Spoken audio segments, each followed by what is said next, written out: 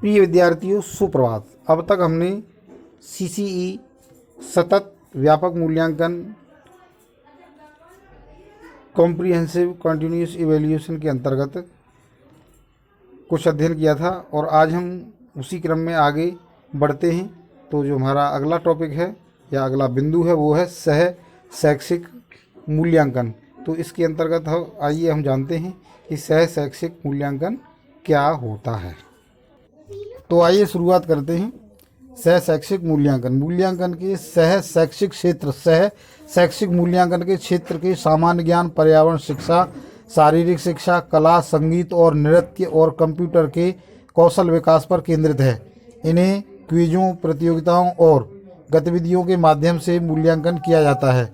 विद्यालय आधारित सतत और व्यापक मूल्यांकन प्रणाली एक शिक्षार्थी की निम्नलिखित प्रकार से सहायता करती है। तो आइए बिंदुवार अध्ययन करते हैं। यह बच्चों के तनाव को कम करना, यानी इससे बच्चों का तनाव कम हो जाता है, क्योंकि सह शैक्षिक मूल्यांकन के अंतर्गत उनकी कमजोरियों का साथ के साथ हम रिमूव करते रहते हैं। दूसरा बिंदु है, यह मूल्यांकन को व्यापक और नियमित बनाता है, यानी इसके द्वारा जो मूल्यांकन है वो व्यापक हो जाता है, यानी हर क्षेत्र का मूल्यांकन करते रहते हैं और नियमित भी बनाता है और हम क्या करते हैं, इसका लगातार मूल्यांकन करते रहते हैं। अगला बिंदु है, यह निदान और उपचार के साधन प्रदान करता है, यानी इसके माध्यम से हम उसका निदान और उपचार कर सकते हैं, क्योंकि हम उसकी बच्चे की कमजोरियों का पता चल जाएगा तो कमजोरियों का पता चलने पर हम उसका आसानी से उपचारात्मक शिक्षण कर सकते हैं, उसकी जो कमजोरियां हैं उनको दूर कर सकते हैं। अगला है, यह रचनात्मक शिक्षण के लिए शिक्षक को स्थान प्रदान करता है, यानी रचनात्मकता यह हमारे शिक्षण में ला देता है। इससे जो अध्यापक हैं वह विद्यार्थी की कमजोरियों को पता करके उनकी जो कमियां हैं उनको दूर कर देते हैं और अपने शिक्षण कार्य को रचनात्मकता पूर्वक संपन्न करते हैं। अगला बिंदु है, यह बृहद कौशल वाले शिक्षार्थियों का निर्माण करता है। बृहद कौशल यानी इसके द्वारा बच्चों में कुशलताओं का निर्माण होता है। और ये आगे जाने विद्यालय आधारित सीसीई की विशेषताएं। विद्यालय आधारित सीसीई की विशेषताएं निम्नलिखित हैं। यह पारंपरिक प्रणाली की तुलना में प्रभावशाली, अधिक व्यापक और सतत होता है, यानी यह जो पारंपरिक प्रणाली है, जो परंपरागत प्रणाली है, उससे अधिक प्रभावी है और व्यापक और सतत भी, यानी इसमें व्यापकता भी है और यह लगातार चलता रहता है। दूसरा बिंदु है, इसका प्राथमिक उद्देश्य व्यवस्थित अधिगम और विकास में शिक्षार्थियों की सहायता करना है, अर्थात इसके द्वारा जो हमारा अधिगम है वो व्यवस्थित हो जाता है और शिक्षार्थियों के संपूर्ण विकास में यह सहायता करता है। अगला हमारा बिंदु है, यह भविष्य के जिम्मेदार नागरिकों के रूप में शिक्षार्थियों की आवश्यकताओं का ध्यान रखता है, यानी जो भविष्य में बच्चे के में जो उसके अंदर क्षमताएं हैं उन क्षमताओं को विकसित करने में अध्यापकों की सहायता करता है, जिससे बच्चों को उनके भविष्य के लिए कार्य योजना तैयार करने में।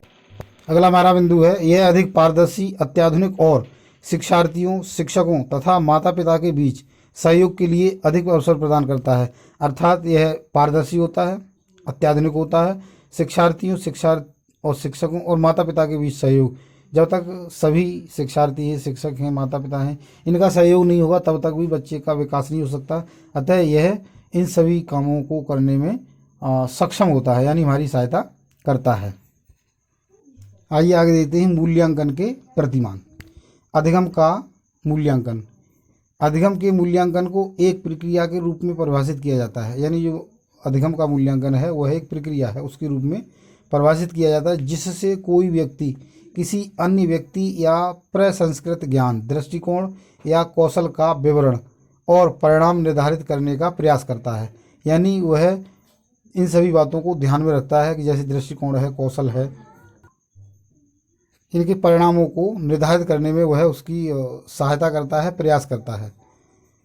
इस प्रकार के अधिगम में शिक्षकों के निर्देश सर्वोपरि होते हैं, यानी जो शिक्षक हैं उनके निर्देश सर्वोपरि होते हैं, यानी उनके निर्देशों में ही इस प्रकार का मूल्यांकन कार्य चलता है।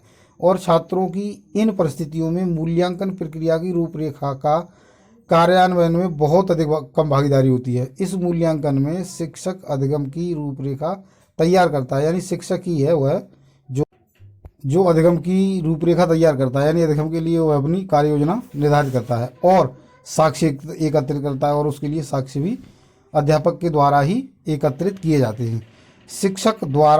शिक्षक छात्रों द्वारा क्या सीखा गया है, क्या नहीं, यह भी निर्धारित करता है। यानी बच्चे की ये जो कमजोरियां हैं उसने क्या सीख लिया और क्या नहीं सीखा है, इसको भी वही निर्धारित करता है, ताकि वह अपने शिक्षण कार्य में इन चीज़ों को दूर कर सके। अगला हमारा बिंदु है अधिगम के रूप में मूल्यांकन। यह मूल्यांकन संभवतः नैदानिक मूल्यांकन के साथ अधिक तर्कसंगत है। यानी जो नैदानिक मूल्यांकन है उसके साथ अधिक तर्कसंगत है, क्योंकि इससे निदान भी किया जाता है। और मित्र समूह अधिगम पर अधिक जोर देने के साथ निर्मित किया जा सकता है। यानी जो मित्र समूह है, जो ग्रुप टीचिंग है, उस पर भी इसको निर्धारित किया जा सकता है। यह आत्म मूल्यांकन और मित्र समूह मूल्यांकन के अवसरों को सृजन करता है। इसके द्वारा मित्र समूह मूल्यांकन है उसका भी सृजन होता है, और इस प्रकार के अवसरों को आत्म मूल्यांकन है इसके अवसर भी प्रदान करता है।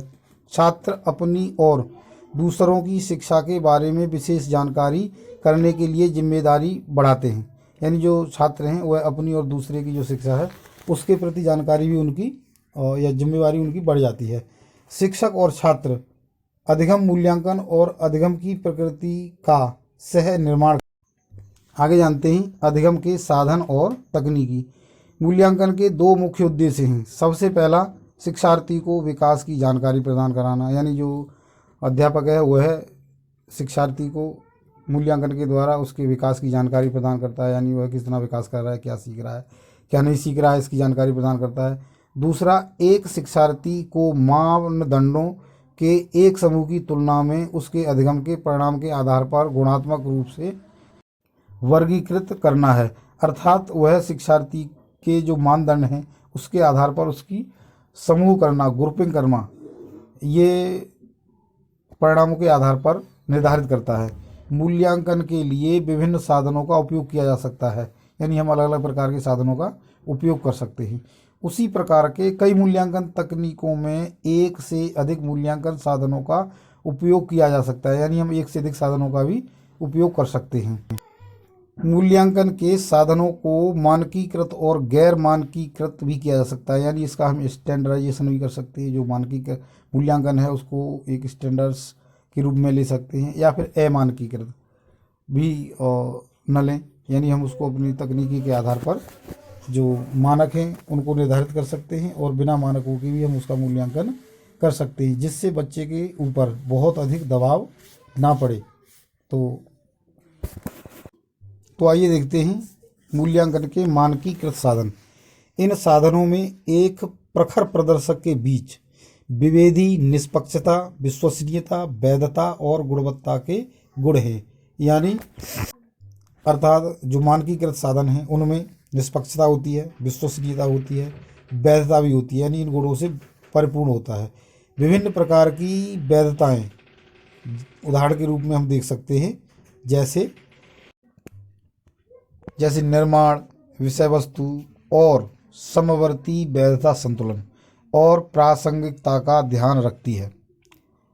गति कुछ परीक्षणों के में एक कारक है। गति यानी जो परीक्षणों में एक कारक है, लेकिन सभी परीक्षणों में एक उभयनिष्ठ अवयव नहीं है। यानी कोई भी साझा अवयव नहीं होता है। मनोवैज्ञानिक परीक्षण की दृष्टि से उसकी अभियोग्यता और भी। आइए अब हम देखते हैं गैर मानकीकृत साधन। गैर मानकीकृत परीक्षण शिक्षक द्वारा किए गए परीक्षण, रेटिंग पैमाने, अवलोकन परिगणना, साक्षात्कार कार्यक्रम, प्रश्नावली, अभिमत परीक्षण सूची आदि हैं। हम इसको एक एक करके जानते हैं। रेटिंग पैमाने हैं, यानी रेटिंग पैमाने जो शिक्षक है उसके द्वारा ही बनाए जाते हैं। अवलोकन परिगणना उसके द्वारा की जाती है। साक्षात्कार कार्यक्रम उसके द्वारा। अब हम मुख्य रूप से तकनीकी के संदर्भ में मूल्यांकन वर्ग के साधनों पर चर्चा करेंगे। मूल्यांकन के कुछ साधन और तकनीकी निम्नलिखित हैं। उपख्यानात्मक अभिलेख। एक उपख्यानात्मक अभिलेख वह अवलोकन है जो एक लघु कथा की तरह लिखा जाता है। यानी एक लघु कथा है उसकी तरह हम उसका अवलोकन जो होता है उसको लिखते हैं।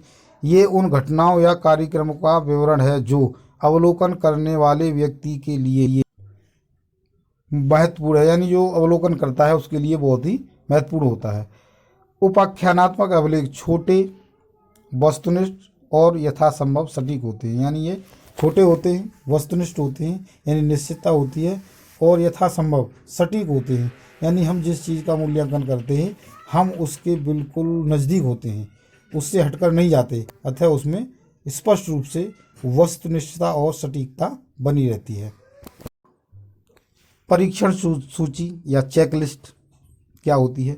तो परीक्षण सूची या चेकलिस्ट विशिष्ट मानदंडों का एक विवरण के संबंध में है, हाँ या नहीं प्रारूप प्रदान करती है, और यह जो हमारा अधिगम है उसके मूल्यांकन के एक स्विच के समान कार्य करती है। अर्थात एक स्विच है यानी उसको ओपन, या इस तरीके से हम कहें कि आगे का हमारा जो बिंदु स्विच से तुलना से तात्पर्य यही है कि हम उसका जो मूल्यांकन किया है, चेकलिस्ट किया है, उसमें क्या क्या कमजोरियां, हम कमजोरियों को हम कैसे दूर करेंगे, यानी हम उसके एक स्टार्टअप कैसे प्रदान करेंगे, या वह जो सीखने में असमर्थता है वह क्यों है, तो हम उसको यहाँ पर रुक जाना चाहिए। क्योंकि जब तक कोई विद्यार्थी किसी ज्ञान को प्राप्त करने के सक्षम नहीं है तब तक हम उसको ज्ञान भी नहीं दे सकते। तो इसलिए यह एक जो चेकलिस्ट है या परीक्षण सूची है यह एक स्विच के समान कार्य करती है। आइए हम देखते हैं मूल्यांकन पैमाना, रेटिंग स्केल। मूल्यांकन पैमाना शिक्षकों को शिक्षार्थियों द्वारा प्रदर्शित व्यवहार, कौशल और रणनीतियों के स्तर या आवृत्ति को व्यक्त करने में सहायता करता है। यानी वह जो शिक्षक हैं उनके और शिक्षार्थियों के प्रदर्शित जो व्यवहार है, उनका कौशल है, उनकी जो रणनीतियाँ हैं, उन आवृत्तियों को व्यक्त करने में जो हमारा टीचिंग है उसमें सहायता प्रदान करता है। लाइट स्विच सादृश्यता को जारी रखने के लिए, यानी जो लाइट स्विच है उसको हम जारी रखने के लिए, रेटिंग स्केल एक मध्यम स्विच की तरह है जो कई प्रकार के प्रदर्शन स्तर प्रदान करता है। यानी जो रेटिंग स्केल है उससे हमें पता चल जाता है कि किस प्रकार से बच्चे की प्रगति को हम मध्यम गति से या तेज गति से, यानी उसकी जो अक्षमताएं हैं उनको पता करके हम अपनी रणनीतियों को, अपनी शिक्षण विधियों को, या फिर हमारे जो टीचिंग एड्स हैं उनका प्रयोग किस प्रकार से करना है। आइए आगे देखते हैं हम, आगे क्या है, पोर्टफोलियो। बहुत ही महत्वपूर्ण बिंदु है यह। छात्र पोर्टफोलियो अकादमिक कार्यों और शैक्षिक प्रमाणों के अन्य रूपों का संकलन है जो पाठ्यक्रम गुणवत्ता, अधिगम की प्रगति और अकादमिक उपलब्धि का मूल्यांकन करने के उद्देश्य से, और यह निर्धारित करने के लिए कि क्या छात्र पाठ्यक्रमों, ग्रेड स्तर हेतु अधिगम के मानकों या अन्य शैक्षणिक आवश्यकताओं को पूरा कर चुके हैं या नहीं, यह संकलित किया जाता है। यानी पोर्टफोलियो के माध्यम से हम निर्धारित करते हैं कि छात्र पाठ्यक्रमों, ग्रेड स्तर हेतु अधिगम के मानकों या अन्य शैक्षणिक आवश्यकताओं को पूरा कर चुका है, यानी उसने उन चीज़ों को कंप्लीट कर लिया या नहीं, यानी हमने जो अधिगम उसको कराया था वो सीख गया या नहीं। सीख गया है तो हमारी रणनीति अलग होगी, और नहीं सीखा है तो हमारी रणनीति अलग होगी। तो इस प्रकार की कमियों को दूर किया जा सकता है। नियत कार्य, असाइनमेंट, यानी जो नियत कार्य या असाइनमेंट क्या होते हैं उसके बारे में जानते हैं। असाइनमेंट कंप्यूटर साइंस एक परिवर्ती राशि के लिए रूपांतरण का एक प्रकार है। असाइनमेंट शिक्षा छात्रों को एक उनके शिक्षकों द्वारा कक्षा कार्य के अतिरिक्त पूरा करने के लिए दिया गया कार्य होता है। यानी हम बच्चों से कुछ अतिरिक्त कार्य करवाते हैं, हमारे शिक्षण से संबंधित, हमारे कक्षा में जो कार्य नहीं कराया है उससे संबंधित अन्य कार्य भी बच्चों को दिया जाता है। तो इस अतिरिक्त कार्य के द्वारा बच्चे के अंदर जो क्षमताएं होती हैं उनका निखार किया जाता है, और उसको श्रम शक्ति का जो ज्ञान है, श्रम शक्ति किस प्रकार से हमें सहायता करती है प्रत्येक बिंदु पर, चाहे हमारा शिक्षण हो, अधिगम हो, अध्ययन हो, या अन्य कोई हमारे दैनिक जीवन के कार्य में हमारा जो वर्क है, यानी जो हार्ड वर्क है उसकी क्या महत्ता है, इसको हम उसके बारे में समझा सकते हैं। तो आइए आगे जानते हैं अब दस्तावेज विश्लेषण। यानी दस्तावेज विश्लेषण क्या होता है। तो दस्तावेज विश्लेषण एक प्रकार का प्रतिष्ठित शोध है, यानी इस प्रकार की रिसर्च है जिसमें विश्लेषक द्वारा मूल्यांकित विषय का मूल्यांकन करने के लिए दस्तावेजों की समीक्षा की जाती है, यानी उस पर चर्चा की जाती है। उसके मूल्यांकन को एक तरीके से उस पर परिचर्चा करके, समीक्षा करके हम उसकी एक पोर्टफोलियो तैयार करते हैं, दस्तावेज तैयार करते हैं, और उन दस्तावेजों के माध्यम से हम बच्चे की जो प्रगति है, उसकी जो प्रोग्रेस रिपोर्ट है उसको तैयार करते हैं। अगला जो हमारा बिंदु है वह है पर्यवेक्षण। पर्यवेक्षण क्या है? बच्चे के बारे में जानकारी पर्यवेक्षण के माध्यम से कक्षाओं के अंदर और बाहर प्राकृतिक समायोजन में एकत्रित की जाती है। यानी कक्ष में बैठा है उस समय उसका पर्यवेक्षण कर सकते हैं। क्लासरूम से बाहर हमारे जो स्कूल का प्रांगण है उसमें उसका पर्यवेक्षण किया जा सकता है। आगे जानते हैं प्रश्न। प्रश्न क्या है? बच्चे क्या जानते हैं, सोचते हैं, कल्पना करते हैं और महसूस करते हैं, यह जानने के लिए आमतौर पर उपयोग किए जाने वाला साधन प्रश्न है। यानी बच्चे क्या सोचते हैं, हम उनकी सोच को जानने के लिए प्रश्न कर सकते हैं, उनकी कल्पना को जानने के लिए प्रश्न कर सकते हैं। वह हमारे क्लासरूम में या क्लासरूम से बाहर या हमारे परिवेश में किस प्रकार का महसूस करें, किस प्रकार का उनको माहौल लग रहा है, इसके बारे में भी हम उनसे प्रश्न कर सकते हैं। एक शिक्षक शिक्षण के दौरान प्रश्न पूछकर बच्चों में अधिगम की कठिनाइयों को ज्ञात कर सकता है। यानी अधिगम की कठिनाइयाँ हैं, वो क्यों अधिगम नहीं कर पा रहा है, इसको भी ज्ञात कर सकता है।